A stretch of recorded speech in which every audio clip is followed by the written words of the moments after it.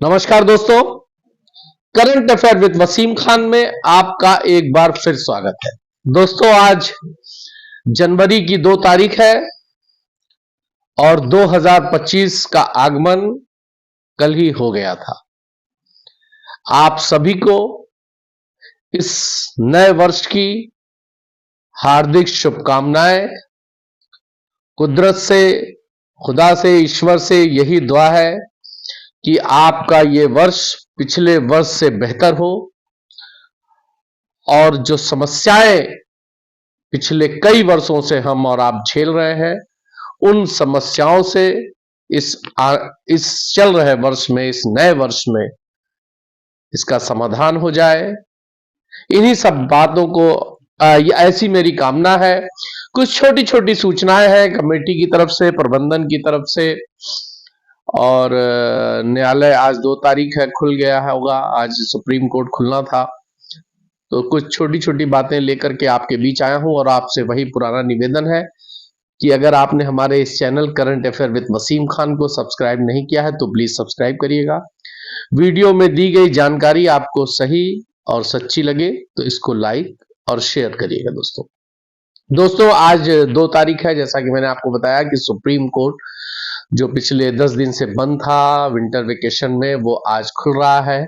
और 7 तारीख को पीनक पानी मोहंती वाले केस की सुनवाई है। उससे ज्यादा इंपॉर्टेंट सुनवाई जो 5 दिसंबर को होनी थी, नहीं हो पाई थी, उसकी आज सुप्रीम कोर्ट खुलने के बाद संभवतः लिस्टिंग हो जाए या कोई डेट आ जाए, ऐसी कामना और ऐसा यकीन है।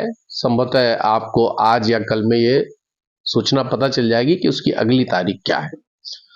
दोस्तों, जैसा कि मैंने आपसे बताया था कि पहले तो आपसे एक बात और कहनी थी कि इससे जस्ट पहले जो वीडियो मैंने डाला था, सरकार ने आश्वस्त किया, उस वीडियो पर तमाम लोगों के कमेंट्स आए कि वो पुराना वीडियो है। मैंने उस वीडियो में ये बातें कही भी थी शायद कि मुझे इस बात की पुष्टि नहीं है कि ये कब का वीडियो है, लेकिन चूंकि वीडियो आया था तो मुझे लगा कि आप तक भेजना चाहिए था। और ओम बिरला जी के बारे में था, और इत्तेफाक से ओम बिरला ही जी हैं, तो मे भी वो पुराना हो सकता है।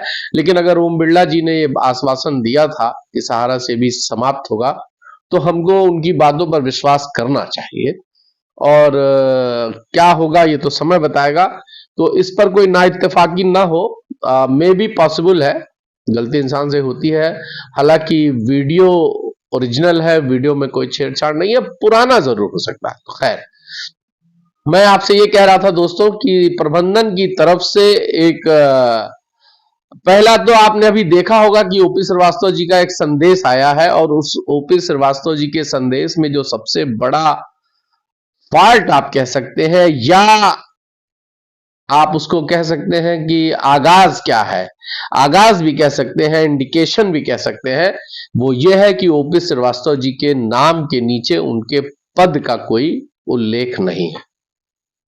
तो ये बात मैं पहले इसलिए बता रहा हूं कि जो सूचना आ रही है दोस्तों, वो ये आ रही है कि वर्तमान प्रबंधन के लोगों में खास करके सहारा के बड़े अधिकारियों में, मतलब प्रबंधन से नीचे सेकंड वाले लोगों में वर्तमान प्रबंधन से बड़ी नाराजगी है। और नाराजगी की सिर्फ और सिर्फ एक वजह है, वो ये है कि कम्युनिकेशन नहीं है, बातचीत नहीं है, कोई दिशा निर्देश नहीं है, कोई सामने नहीं है।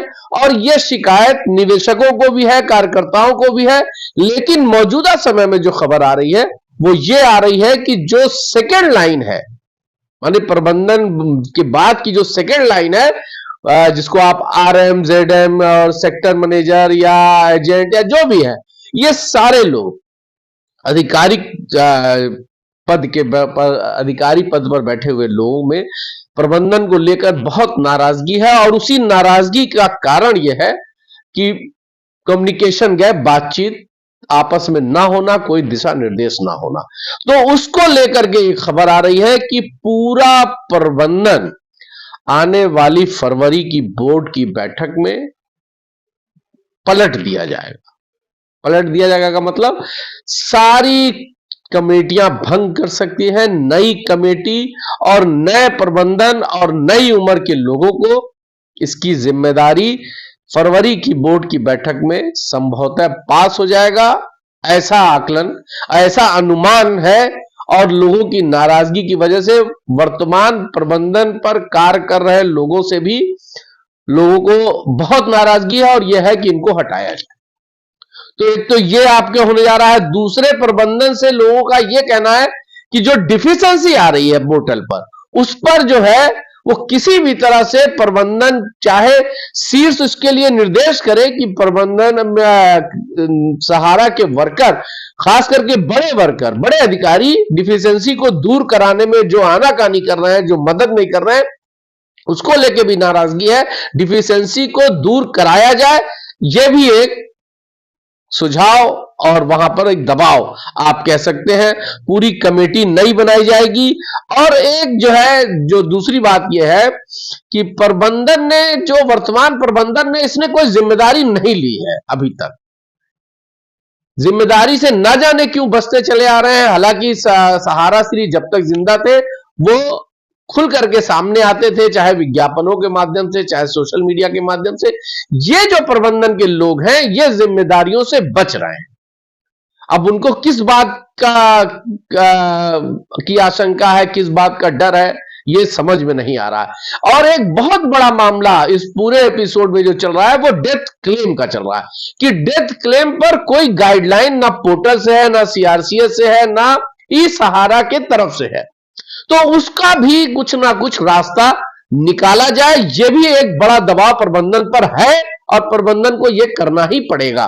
तो दोस्तों, ये 2-3 छोटी छोटी सूचनाएं थी। कुछ सूचनाएं और है, मैं आपको बता देता हूं। वो ये है कि एजेंट्स और कर्मचारियों के लिए जो पैसे की अभी तक वो बिना पैसे के काम कर रहे थे या कर रहे हैं, ऐसे लोगों के लिए भी भुगतान की व्यवस्था, अगर 1120 करोड़ जो सुप्रीम कोर्ट से मांगा जा रहा है उसको मिलने में देरी हो रही है, तो एजेंट्स के भी कुछ ऐसे रास्ते पोर्टल के जरिए ही निकाले जाएं जिससे कि उनका भुगतान हो जाए, चाहे उनका कमीशन हो, एरियर हो, सैलरी हो। यह बात भी चल रही है कि उनके पोर्टल, या तो एक एक्स्ट्रा पोर्टल बनाया जाए जो कर्मचारियों के लिए और एजेंट्सों के लिए हो, और या इसी पोर्टल में एक सुविधा दी जाए जिससे कि कर्मचारी, एजेंट्स और जो भी उनके एरिया, जो उनके एरियर निकलते हैं उनको मिलना चाहिए। और सरकार प्रबंधन से सहारा के कार्यकर्ताओं की एक डिमांड बहुत तेजी से हो रही है कि साहब एनी हाउ कार्यालय को खोला जाए और रोजगार हम लोगों का दिया जाए, रोजगार पुनः शुरू किया जाए, ऐसी बात चल रही है। और एक बात यह भी है कि जो है कम्युनिकेशन जो गैप है उस कम्युनिकेशन को फिर से मिलाया जाए, फिर से कम्युनिकेशन किया जाए। और जो लोग बचे हैं, सहारा सीढ़ी तो चले गए, उनके बहनोई चले गए और तमाम लोग रिटायर पोजीशन पर हैं, लेकिन जो शेष हैं वही विशेष है।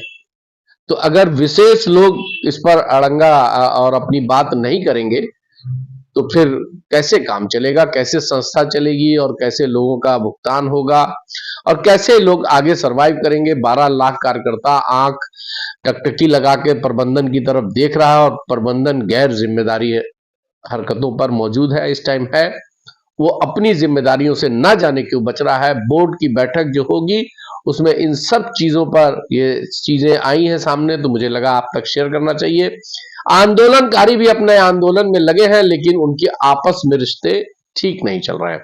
मैं अक्सर देखता रहता हूं तो एक दूसरे को गाली गलौज और अपशब्दों से लोग नवाजते हैं। कोई पटना बुला रहा है तो कोई पटना जाने से मना कर रहा है।